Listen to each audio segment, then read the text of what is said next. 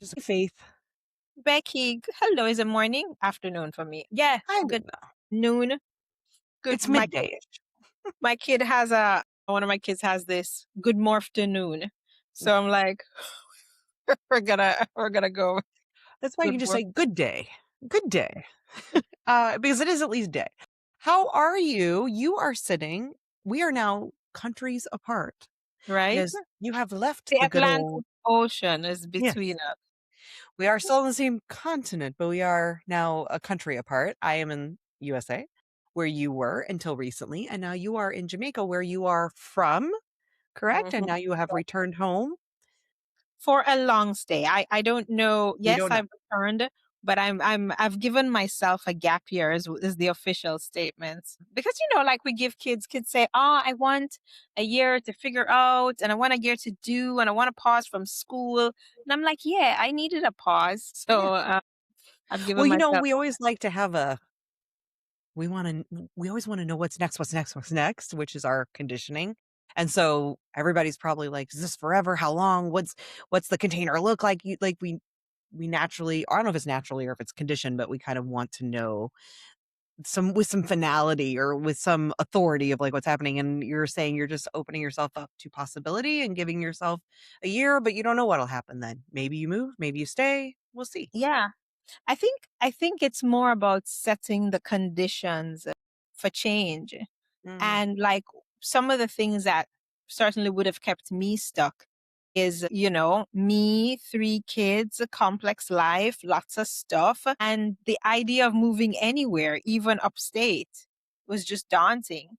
And so when you think about change, often people don't, it's not about I don't want to change something, but the uprooting and the kind of, yeah, it feels daunting. It's just so much stuff to do. So I There is. think, I think I love the idea of having moved. I don't like the idea of moving. So I yeah, can relate to that. yeah. And I think that when I was talking to a friend of mine recently, I said, what I've done now, I mean, I know that any further move is also hard, but what I've done is changed how my mind saw the obstacles because I Mm. moved through them. So, like, I contracted a house into storage and into boxes, and I situated two adult kids. And there was a lot of that work that even if I was just moving down the road, that work it's just done now. And so it's almost like Portugal, Costa Rica, Atlanta, like anything is possible when you've kind of done some of this first part. And that's Uh, that's kind of how I'm feeling right now. So I don't know what the it is, but I put myself in the I did the first part. yeah. Well, the first to me, it's almost the second part, the kinda like how of making the transition, but I think even the first part is the why, like getting to a place of saying, "I need this gap year or this change." So maybe we Yeah. start there, and then if we have time, we'll get to the how or maybe in a future conversation, the how piece. Yeah, Because yeah, I would yeah. love to know, you've been in how long had you been in the US? Well, I came, this is my second stint in the US. I was pregnant with my daughter, who's now 25. So a long time. So it's a minute, you know. Yeah. Um, So what had you thinking, "I need change," and not just like a new haircut, but like change? Like, I need to really shift a lot of things here. well, I think first, for me, because I am the queen of doing hard things. So it's very difficult for me to say something has to stop. And I think I needed almost permission. And so I'll just say that I came to the US the first time around in the 90s to spend time with my mother. She had moved from Jamaica to the US when I was a preteen, and I just wanted to get to know her. So when she passed in 2023, there was a sense of my responsibility was over. Like my commitment to New York was tied to my mother, and she had moved on. So I know that I'd started that thinking then. Just like, where would I go if I didn't feel like New York had to be the place? But I think the election results, I don't think, I know for sure, the election results recently and the immediate sense of dread, it was surprising to me how affected I was January 2025. And then in the immediate aftermath, as life went on a roller coaster for a lot of people, I remember in particular the situation at Columbia University with that graduate student and ICE came coming for hit them. And I for the first time in my life felt like my opinions could be illegal. And I it felt so jarring. I went to Colombia and it was almost like, wait, I could have been there. If it wasn't another time, I could have been there and hadn't, I've Jamaica has a fair amount of political unrest and, so I've lived through a lot of different types of experiences politically, but there was just something about my my work, my scholarship, when I'm talking about inclusion and belonging and the importance of that, and how we have to reconcile that with race and with gender and all the things, and the increasing rhetoric that makes that wrong from Mm, the establishment's point of view. It felt literally like my nervous system was in persistent fight flight. It was flight actually. And yeah, just that steady feeling of unsafety. So I remember saying to a colleague, I wish I don't know what to do, but I didn't feel like I'm working on, continuing all the stuff we were doing together, I'm doing with my clients. But just the feeling of heaviness was significant. And I think I'm stick a pin on that. Right at the same time, my kids are working through a lot of their individuation. And for whatever reason, some young adults feel that parents must become villains for them to individuate. And I was just like, this clearly must be an America thing. I don't know. I needed to point a finger somewhere. And I, it was very difficult to feel like the villain in my own home mm, and also to kind of feel like the victim and like I'm hunted in the country I'm living in. And so something needed to shift, and that kind of crucible feeling had me saying something needed to shift. And so a colleague I work with, a somatic practitioner that, we've done some stuff together, she was like, what if you could do something? While I was busy trying to let me regulate my nervous system, let me help myself feel calm. I am already doing the things that I need to do to help myself feel safe. Yeah, she was like, so what would you do? And I think that was the space where I was like, I would just not be here for a second versus sitting here and kind of biding my time for things to change. I could be somewhere else. And I'm not the kind of person that feels like you must run away. And so even that felt like, shouldn't I be here in the US to be part of the it's like actually all my work is virtual anyway. yeah. And I can put my body somewhere where my nervous system actually feels a little bit calmer. And maybe that will help me have a different perspective about what's happening and also just about my life. So that was the beginning. That was like January 2025. By March, my lease was up. And I thought, this is an opportunity. If I sign a 1-year lease, I give myself until March to know how to do this. And so that was kind of like the beginning stages of why I decided to make the decision. And I think Jamaica is an easy place for me. I don't have to think about visas and I don't have to think about, I can just kind of be here and it's a pause without thinking about too much infrastructure. Yeah, I'd figure out, living space and stuff like that, but I would be anywhere. I don't have to think about what's required to live in the country. Right. And so, and also, my therapist, I've said this to you, my therapist, a Black woman, currently lives in Thailand. And she said the relief from a racialized existence was palpable. And she had said that was what she felt. And I was like, if there's even for a minute to not be other racially, I mean, we're all othering other people in a whole bunch of ways. But for me to just kind of live not othered racially for a second. It's like that sounds like relief.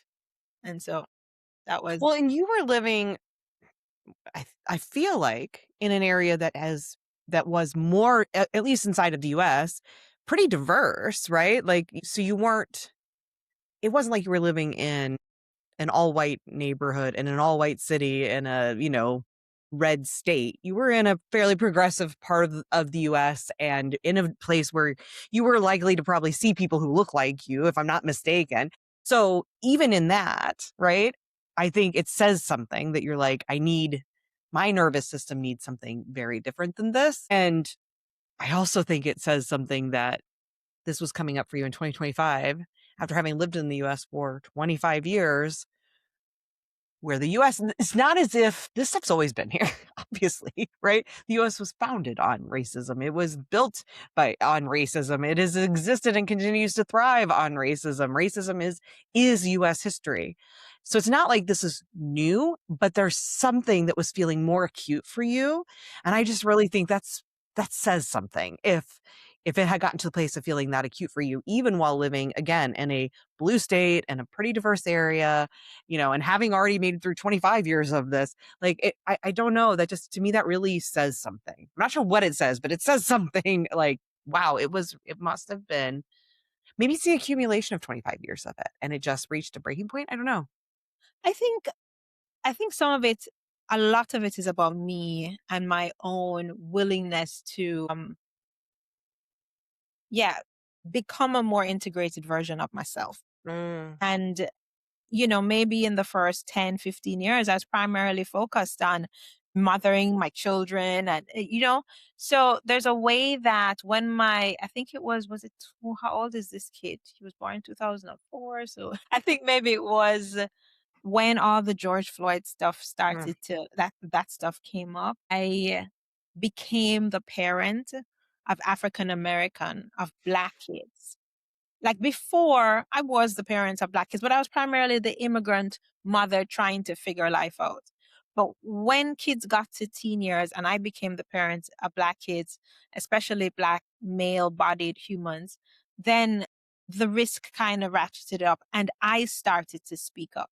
I started to become more explicit about mm, how this is an example, not just through the lens of autism and disability and neurodiversity, which I'd always spoken about, but now it became about race and then about gender and just acknowledging that these big things aren't moving and we are fundamentally unsafe about because of it. I remember that the first day my kid left my visual eyesight, headed into the library. And when I lost track of him, I felt panic. mm, And I hadn't felt that before. So in a lot of ways, the late 2000 teens was a beginning of an activation that is different from what I had experienced. I had also experienced my adult autistic male human, escaping as he does through the window of our house and got into the neighbor's car driveway, went into the back passenger seat, and that neighbor who knew about him, that car happened to have been driven by a friend of the family who didn't know him, a white man. mm, And that moment of that person's fear response to my son's presence and the altercation that resulted. It was seconds. I was out there, my other kids were out there, and we were saying, "Hey, he's autistic," as this person had him around, holding him around his neck. And to kind of process afterwards, this person was ex military, and I don't know what various trauma responses. We all know that all our militaries around the world, a lot of what people in the military go through, there's just a ton of trauma that they experience. So I'm just in my body in those years experiencing I don't know if I can keep these humans safe. mm, And it took such a long time to be yelling, "He's autistic, he's autistic, he's autistic," before this person released him and before the neighbors who actually knew came out and kind of helped us. So just saying that I think there was an activation in in the first parts of this establishment's presence. And I in becoming more vocal, I became more visible as a mm, person who would do this. And I can't become invisible after becoming visible. And so then I started to feel the fear of, wow, I'm not safe. It's not just my kids aren't safe. I'm not safe. And yeah, so I think it maybe it's an accumulation, but I think it's also my work has evolved, my integration in myself has evolved, my voice, my message has evolved, and the risk of that. And it's not, it's not a risk especially for me, but it was just a moment where, lots of Black women were just like, yeah, we should be resting. We've held a lot of work. You and I did this series on invisible labor. And so there was just I need to put something down. Ugh. And I was the duality of the moment, right? I am over parenting in some ways, but I am parenting kids who are complex neurovariants of all sorts and complex diagnoses. And so I am working more than the average parent in some ways. And then I am working in a field that is not rewarding in terms of the change you see. You know that I know that the message I share is something that maybe the next generation gets the benefit Mm. from. So there is this duality of working without seeing the results of it. And so yeah, I needed to put something down. I need to Mm. figure out what does the rested Black woman feel like? And I was just like, yeah, that's a joke. But in reality, yeah, there are things that I could put down. It just takes effort to put it down. It is easier to keep carrying it until you just drop. And so, Oh, that's so good. So I don't want to try to make this universal, right? Because I think the that specificity around you being a Black woman and the added layers of what that means, not to mention all the parts with your children and neurodiversity and all of that. And at the heart of what you're saying, I think almost everyone, certainly all women, but a lot of people who've been, socialized to be women, to be caretakers can relate to what you're saying. Um, of this like integration thing. I think that happens as we age and we evolve and we grow, we understand ourselves more, we start to, as they say, run out of fucks to give as you get older and you stop worrying and caring so much about what other people think and you reach that place of I love what you said about once you become visible, you can't become invisible again. And I just think so many of us can relate to that experience of reaching some place in our own evolution where the truth of who we are is finally starting to be revealed and there's freedom in it. But there's also then all of these new safety risks and concerns and fears and challenges, but you can't go put the tube back in the toothpaste back in the tube like uh, now you're there. And so learning how to exist as this new, not even new, but revealed version of yourself or this revealed it's a reality of fuller yourself. version of yourself, right? Because Yeah. in a lot of ways we are caricatures of who we are becoming. And then yeah, as you're right, this perimenopause, menopause period where you start to be it's like your body starts to say that thing that you used to do to compensate for stuff, the way you pretended, the kind of corset you wore, we're done with that. And after a while, it is impossible to keep it up and kind of keep saying. And so I think that it's a beautiful opportunity. I have called it the rewilding. And when I think about wild, I don't mean like I mean a return to the beauty of the way things need to be versus to the process structured form that we've taken. And in that, then some of the rules of the system, you get freedom and some space from some of those rules. So who says that I need to sacrifice myself for the system or for the cause? Like who sold me that? And some of those questions also start to show up. So yeah, it's exactly on time for me. And I think also lots of us have major transitions, whether it's divorce as I've had or the death of parents as I've had.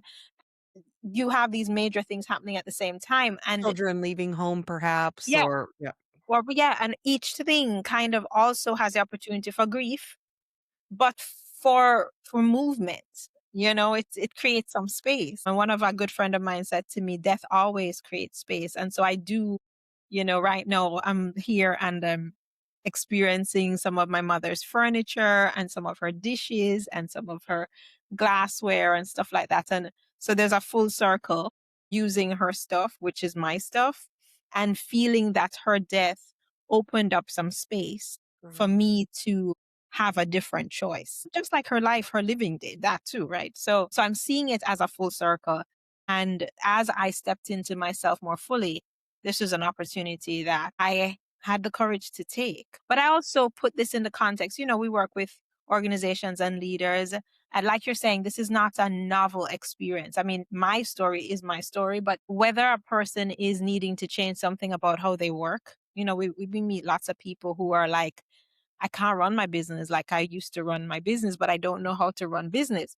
And, or my organization wants to be more, in my case, restorative or generative, but we just have these old systems and we don't know how to, whatever it is, it's almost like lots of us get into that space. Something needs to change. And it's almost just like a rite of passage. And can we hold on to ourselves and have the courage to take the step? Because it doesn't feel like there's a template. I certainly didn't feel like there was a template for what I wanted to do. Okay. Sure. Well, the reason I brought up the universality of the experience is because I think so many of us can relate to these feelings at some point at various places of transition where you're like, I need change. And as you're saying, like that feeling comes up for people all the time. And you were saying right before we started recording that you have people say, like, I wish I could do that. And you were like, well, why can't you? And so I just want you to, before we get to the how part, because I think there's more of the like granular steps sort of pieces we could talk about.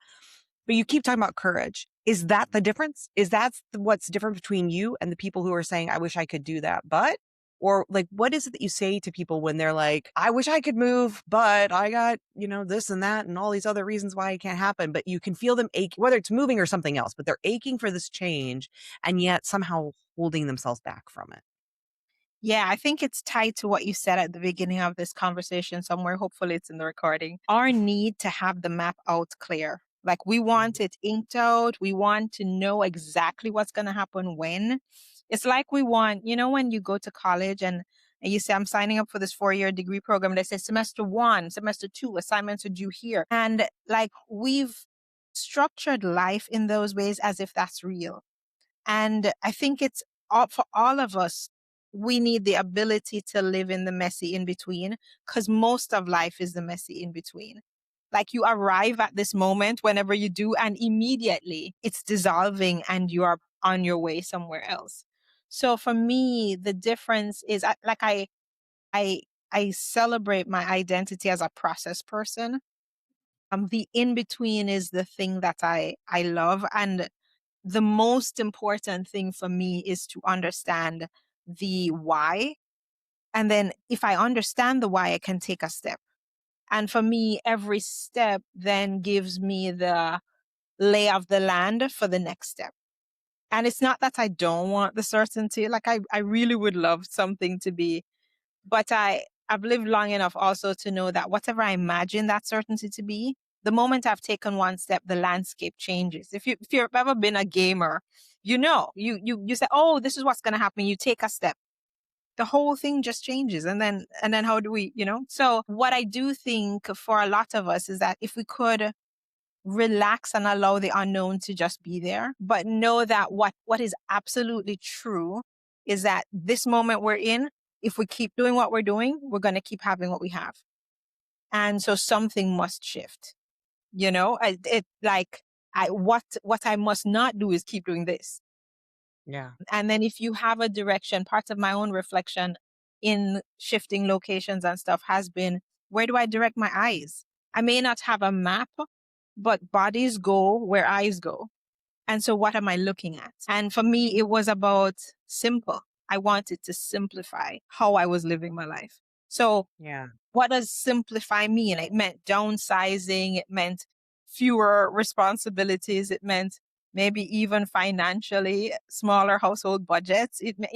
And so then that became what I was looking at.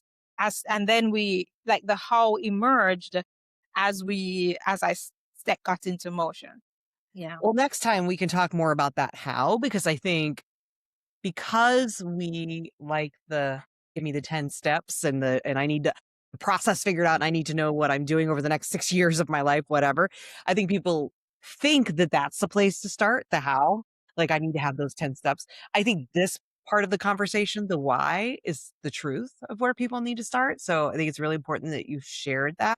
And then maybe next time we can talk about how you made that transition because you even said for yourself, it took you started having these feelings a year and a half almost before, or maybe even really before that, before making that change. So it's not like it was overnight. There was a transition period and you took time and figured out the how. So maybe we can talk about that transitionary time and the how next time.